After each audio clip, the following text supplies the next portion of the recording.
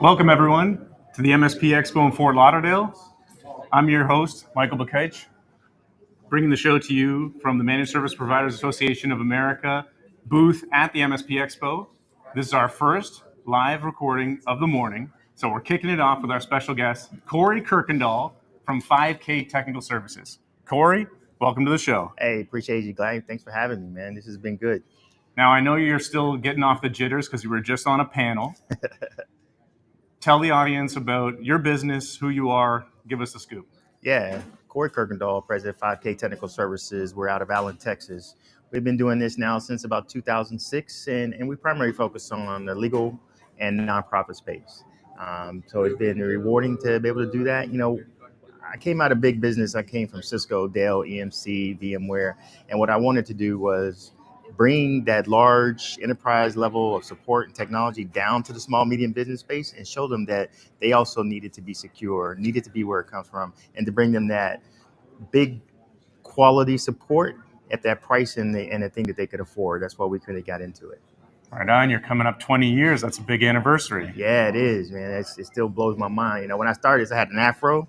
But you can see that didn't happen too much, man. It went from my head to my chin. Now you're more aerodynamic. That's it. Faster. That's it. It's okay. That's it. All right, roll back the clock 20 years ago. Mm-hmm. Tell us the origin story. Where did the idea come from? Why did you make the leap to start your own business? Yeah, you know, I started out in the churches and nonprofit in Dallas. If anybody knows about Texas, we are big in mega churches and things like that. And we were providing support to our local church and, hey, here's what we need to get done. And then they hit me in the head and say, yo, these guys are running a business and they could only get support when we were off or it was after hours or what it needs to get done.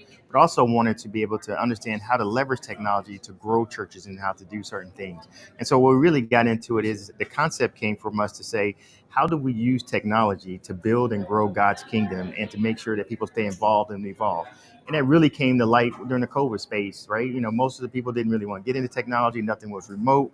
But we really showed them by being in that situation and being at the forefront, it really changed the way we do church and do nonprofit and do technology. Everything's remote. Everybody's comfortable with Zoom or Teams. And we really started to, really pick up on that. And that's kind of how it kind of evolved to. It was, kind of accidental, but it was purposeful at the same time. Yeah. So tell us more about that, because I hear that story often when I ask someone why they started the business. Sometimes you get I just kind of fell into it. Give us your origin story. Yeah, I knew for a long time, I wanted to go out and do some service and support business. So I was actually in the process of finishing up my MBA. And one of my final projects was to create what would a business be. And I wrote this thing, kind of a services businesses that happen to support computers. I was like, man, and then my professor, some of the greatest MBA minds, was like, hey, this is actually a viable business plan. Why don't you go out there and do that? So I said, great, threw something out in the water, had a first client, and it stuck. And then for the whole time, I was trying to kill it. Like this, I didn't want to do this because I had a full-time job. I didn't want to do it. And it just kept getting better and better. And then 1 turned to 2, 2 turned to 3, 3 turned to 4. And eventually I was like, well, maybe I got something here. Then I walked in the house and said, you know what? I'm walking away. Hard to serve 2 masters, so I'm going to focus all my time in the business, and from that place, it's just been kind of on the upward trajectory since then. Right on. So you were working a part-time job, and you were doing an MBA, and started this as your side hustle. Yeah. That's quite a lot to manage. It was a lot. But, at the end of the day, man, anything worth having out there is worth the work, right? And it's definitely paid off over time. Sweet. What was the other job that you were doing? So, I was director of product development for one of the large companies, man. So I was like, let me get out of that and go do this. So it was a huge leap because at that point, I didn't have that comfort anymore. I didn't have that parachute. I had to go out there and really go at it. And it's kind of like in the business, right? If I don't go hunt, I don't eat. Right. And so I go out and hunt regularly so that we can eat. And then my family and my friends and my employees can eat as well. How was that transition period? When you cut the cord of the parachute, so there's no safety net anymore. What were the feelings going through your mind? How'd you deal with that? Man, it was scary. You're used to having benefits, used to having whatever, if you didn't want to have the responsibility, the check was coming in, you had those things.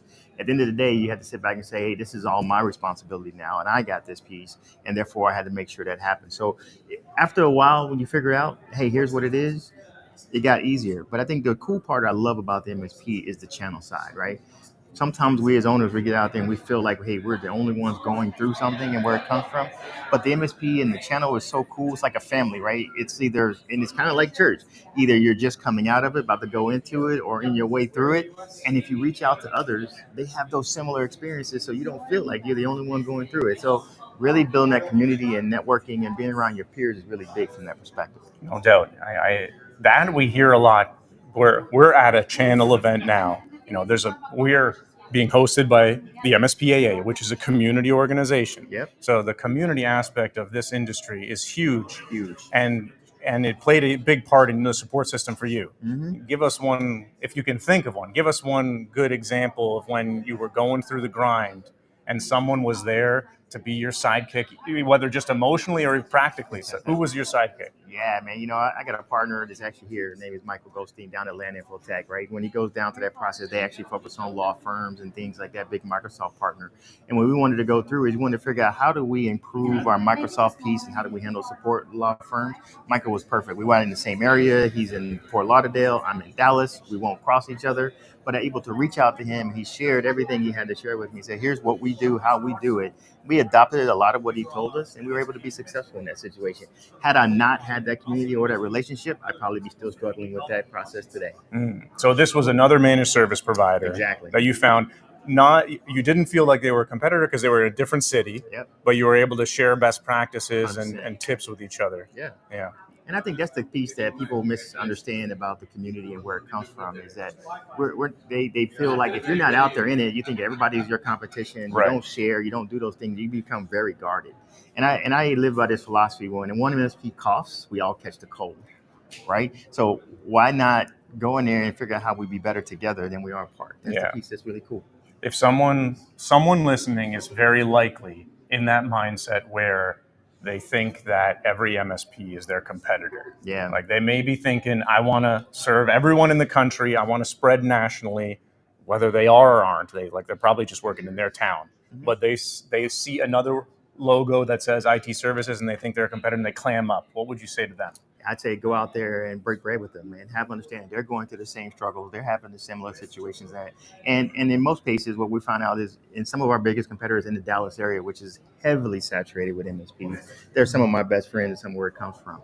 We actually have a relationship that's built with them where we've had situations where one of their customers was looking and they called us. We actually called them because they're friends of ours and said, hey, did you know that XYZ is looking for someone else?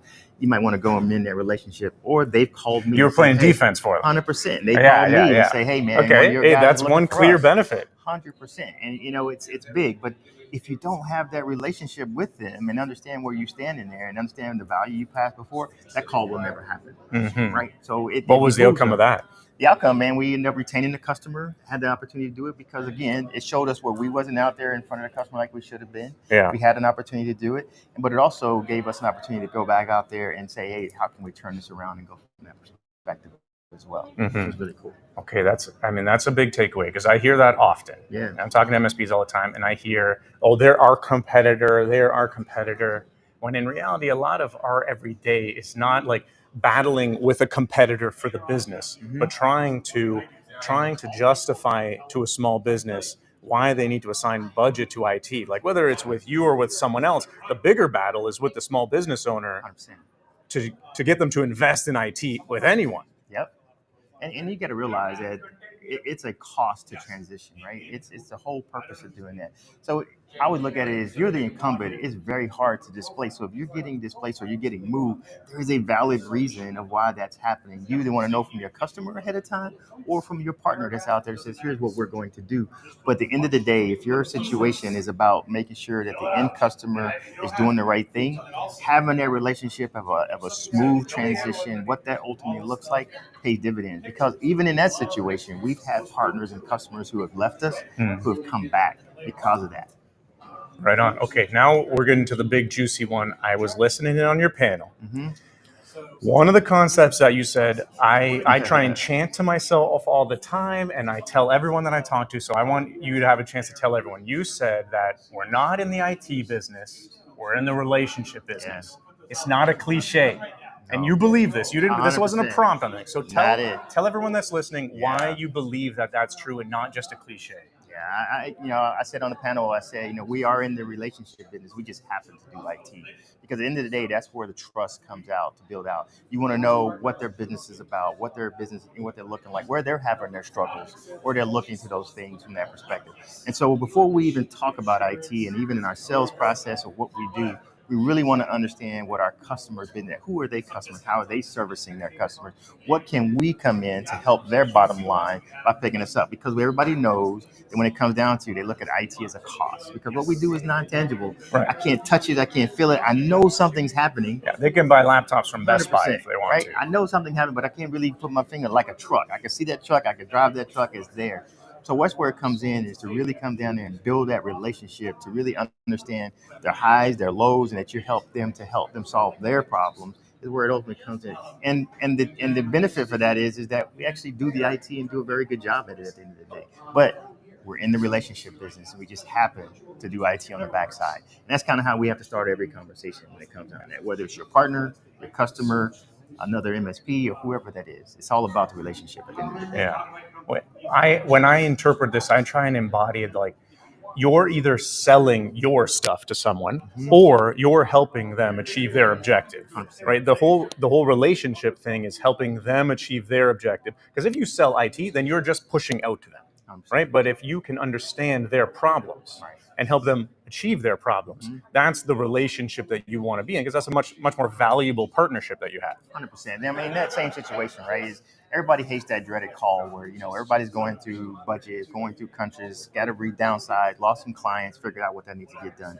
Think about it. If you walked into your customer because you're in a relationship and have a conversation with them and says, "Hey, how's it going?" They say, "Hey, we lost some of our lines customers. Hey, we're a little bit late on certain things," and you're having a customer conversation with them and saying, "Hey, let's talk about how we can look at your services. Let us restructure some situations and be on the front side of that with them." To show them how the value comes in versus them having to figure out and says, we need to cut something. IT is here. Let's go cut IT without having that conversation. It's a very different conversation. Especially if you're the quietest mouse. If 100%. you never help them help you justify the ROI, then you're just waiting for them to say, I got to cut something. Right. Corey's the quietest wheel here. But if you're proactive and always out there, and you're part of the conversation, 100%. then they know that you're integral. Yeah, and they look at that. They value that because, again, what happens is, I was telling one of the other MSPs that was here after the panel is if they treat us like that partner, that we're the IT guys that are down the street away from them and we're in the camera and we don't have a true seat at the table, we're not part of those conversations, then that relationship never gets built. And so therefore you don't get surprised when you get that conversation that, hey, we decided to go with MSP X because we're transitioning here. Because that value in that relationship hasn't been built. You have to get in, you have to be purposeful, and you have to be intentional in making that happen, right? And saying, hey, and it's never just saying, hey, I can't go out and do QBRs because my single point of contact is not available. What we do is we go out there and we spend time with not only them, but we spend time with the regular users because those are the ones who really understand it. And one of my great books is, Who's Got Your Back by Keith Faraji, right? Sweet. And what that is that somebody has to be wearing your t-shirt at all times in the room. And so they have a meeting every morning. And they're saying, hey, what's going on? They look at everything. And I guarantee 5K is in that meeting.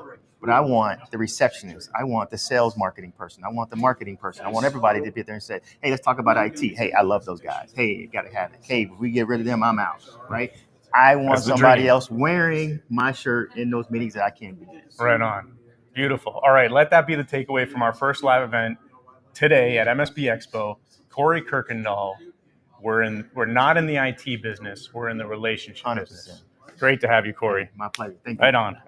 All right. Stay tuned because we're going to do one of these live events like every hour throughout the day. We're here in Fort Lauderdale with the Managed Service Provider Association of America at the MSP Expo, coming live. I'm Mike from Cyber Confidential. Corey Kirkendall, 5K Technical Services. Thank you. That's $600,000. And what the pros and cons are to a strategic buyer.